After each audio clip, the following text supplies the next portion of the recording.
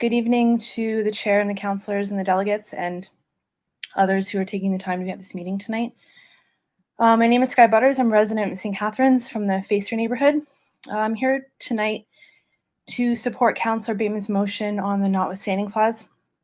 I'd like to start by saying that I'm saddened and disappointed that caring for our most vulnerable has been downloaded to this level by a historical lack of funding from federal and provincial governments. But this is why this issue is so important. As a community, we must demand better from higher levels of government rather than criminalize unhoused people.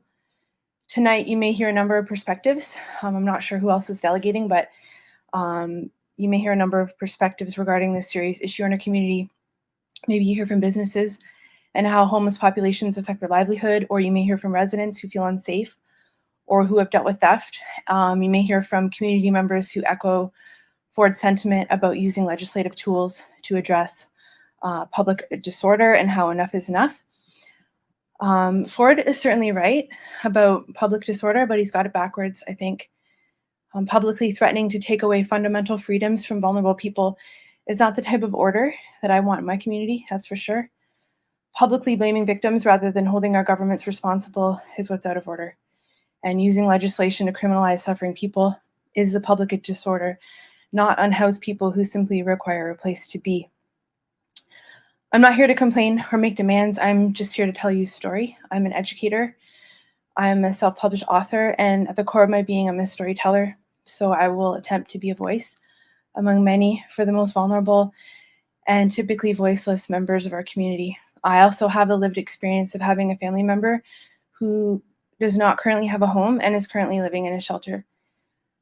I'd like you to take a moment to think about the members of your family that you love, cherish, and care about, and I'd like you just to review them in your mind for a second. And every single one of your people has the right to be treated with dignity and respect. Every single one of your people deserves fundamental freedoms, legal rights, and equality rights. They do not acquire the right to basic human dignity just because they own property or have a home. They intrinsically have worth and value simply because they are human beings. My personal story involves a family member who suffers from addiction and other mental health issues.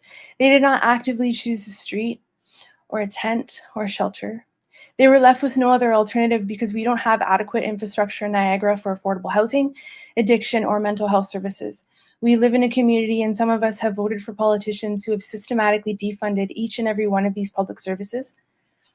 And as a result of this defunding and downloading, we now have a crisis that involves human beings, a crisis that involves a societal failure to look at our most vulnerable human beings.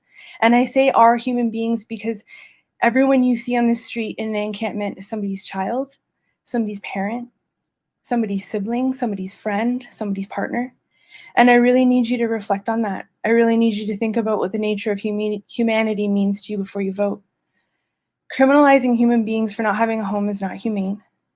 Criminalizing human beings who suffer from physical and mental trauma is not humane. Criminalizing human beings who battle addiction every waking hour is not humane. Simply clearing out encampments or evicting is not a solution. Where do those suffering from all of those issues go? The money that Ford has promised is not nearly enough. We need to stand as a community and demand that our most vulnerable humans are taken care of, not made into criminals for simply being the victims of a broken system. We need real action from our government, not legislative tools that erode the rights and dignity of people.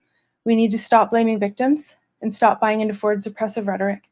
We need to come together to solve this crisis compassionately and demand the type of public order that our fellow human beings deserve. So I really believe we need to come together as a community and send a message from our regional government to provincial and federal governments that this is a national crisis and we all need to come together and demand better from them to solve it. Thank you.